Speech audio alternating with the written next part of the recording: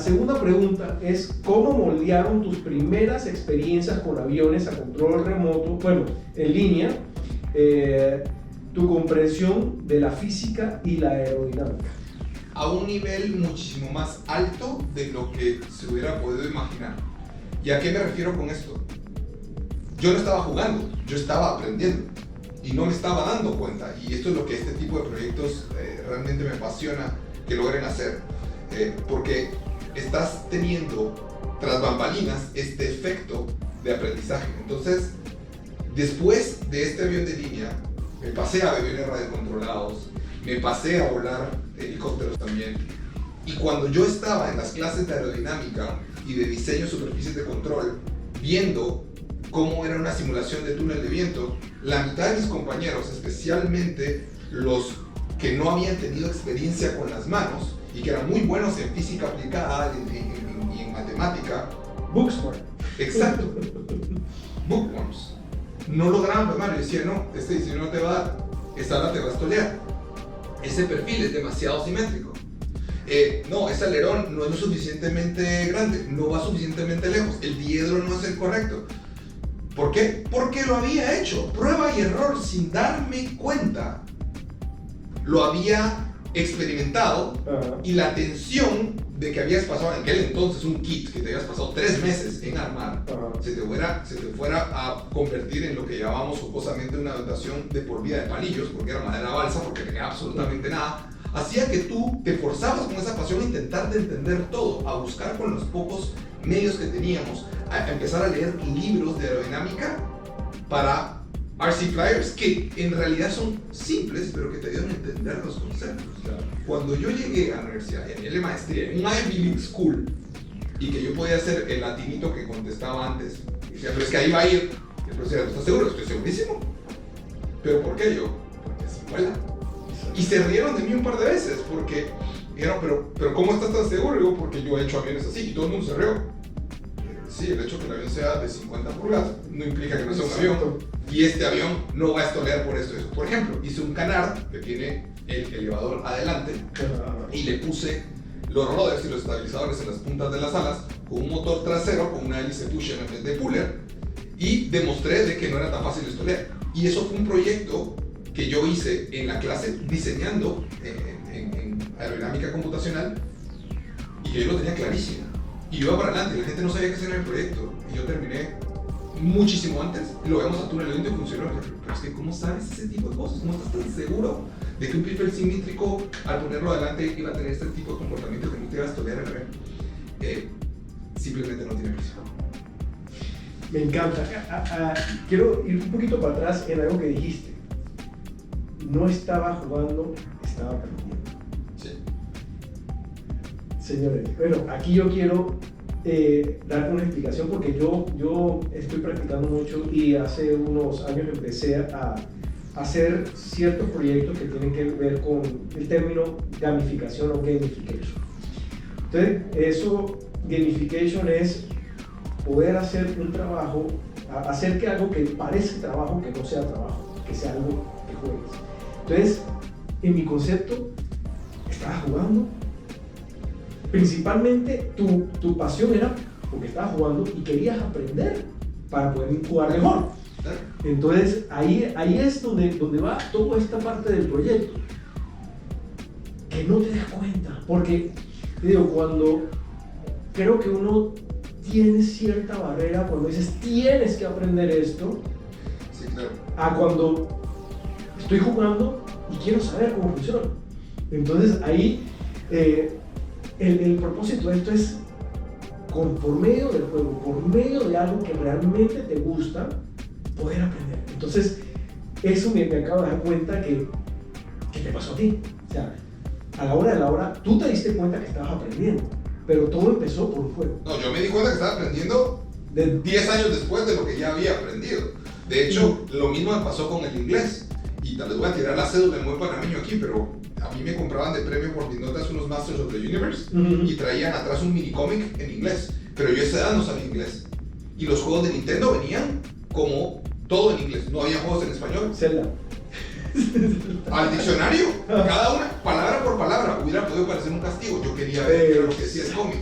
Pero a mí con Zelda me pasó lo mismo, que tenía que saber y no sabía inglés. Entonces, eso, nuevamente, es esa parte de despertar esa chispa, de poder, por medio de estos juegos o de estas, no sé, disciplinas, porque ahora estamos hablando de máquinas que tienen una ingeniería súper avanzada.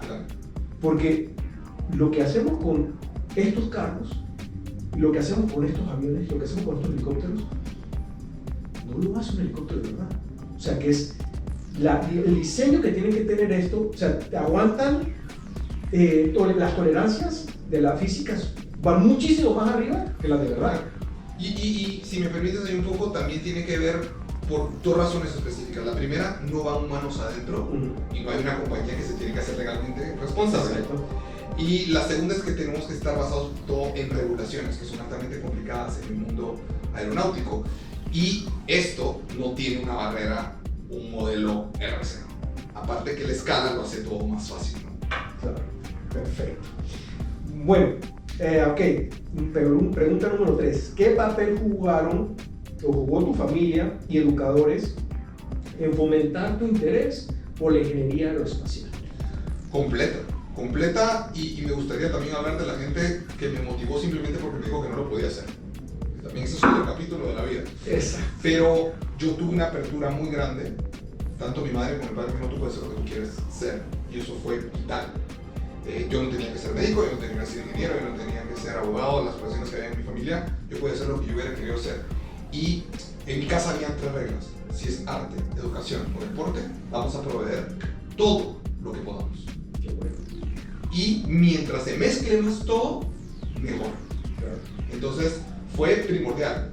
Teniendo también de alguna manera tutores que te cobijan bajo el ala, algún maestro de física, algún maestro de química, de que tiene más afinidad contigo y te logra explicar de manera que te entusiasma y con pasión algo, y no una señora de 80 años que huele a nafta, que te está dando la espalda todo el tiempo y que ni siquiera te explica lo que está escribiendo y está copiando textualmente el libro, que es blanco sobre negro y que no te va a traer ni siquiera un poco. Hace un cambio brutal. El sistema de educación tradicional en el hemisferio occidental no estimula este tipo de creatividad. De la misma manera, por ejemplo, a mí me hicieron estudiar en inglés y en francés por mi formación, y esas son las que yo considero mis lenguas maternas. Cuando yo leo por placer, yo no leo ninguno de esos idiomas, porque yo estuve forzado a leer de un momento a otro, tantos días, tantos capítulos, hacer un resumen, una mano, cuando yo sabía que si yo leía algo con pasión, yo me lo iba a aprender, ¿entiendes? Pero ahora, para leer, yo leo en inglés. Tengo la oportunidad de leer en cualquier de los 4 idiomas y me voy al inglés siempre, porque fue el único que no me fue impuesto. Fue el único que no tuve una persona que me caía mal, obligándome a hacerlo.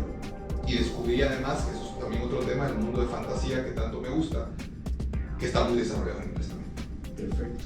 Bueno, yo en mi caso, para mí fue un poquito diferente, porque mi papá siempre fue una persona de finanzas, banquero toda la vida, y él sí, no me empujó, pero siempre me daba ese guía como para que yo pudiera continuar lo que ella estaba haciendo.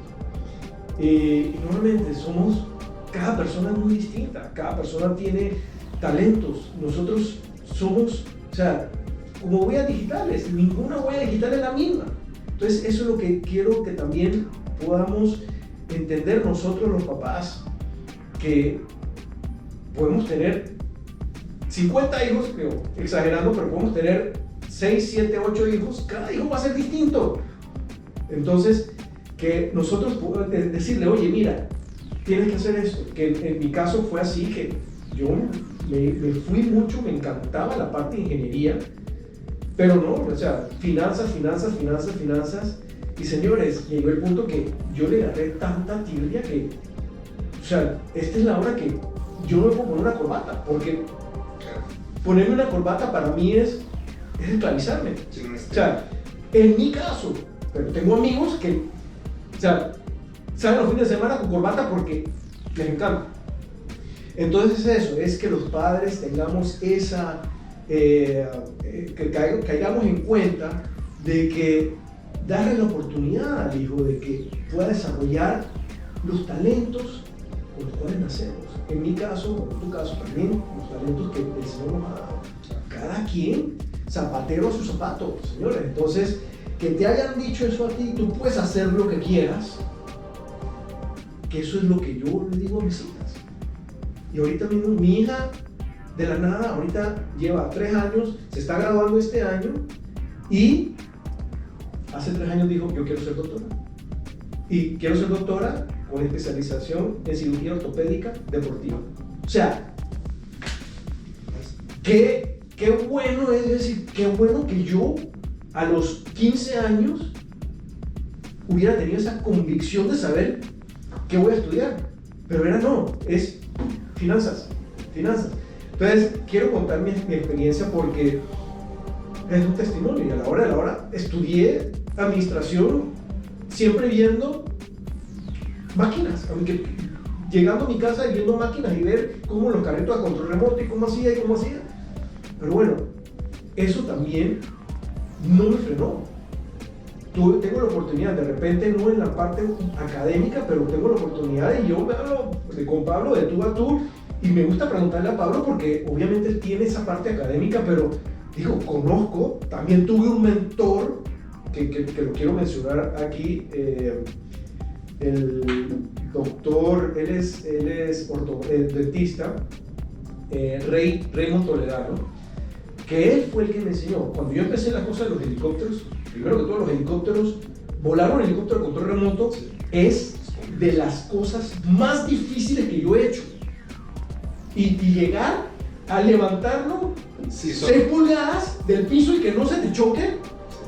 Y obviamente ya después cuando empiezas a volar, pero ¿cómo me enseñó él?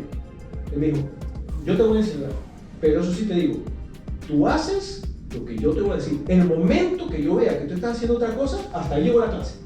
Y te vas a buscar otra persona. Me ponía mis conitos, direccional, los 4 conitos, en más o menos un cuadro de 2 metros por 2 metros.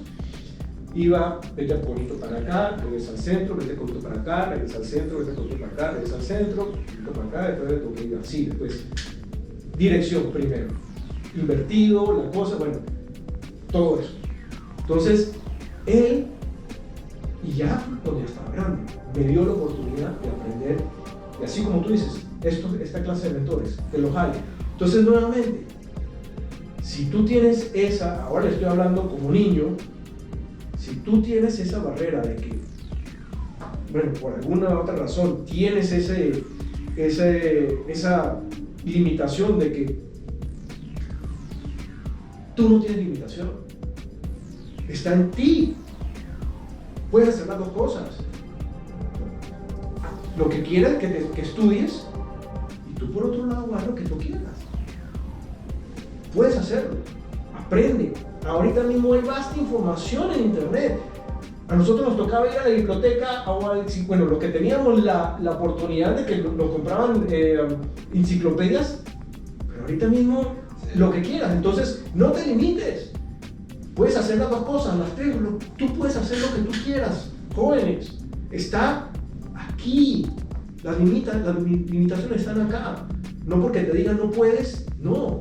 ¿Cuántas veces nos han dicho nosotros no puedes? Exacto. De hecho, ese era el punto que quería hacer. Yo le agradezco muchísimo a la gente que con una persona como la mía me dijo no puedes, porque lo único que me da era una meta. Exacto.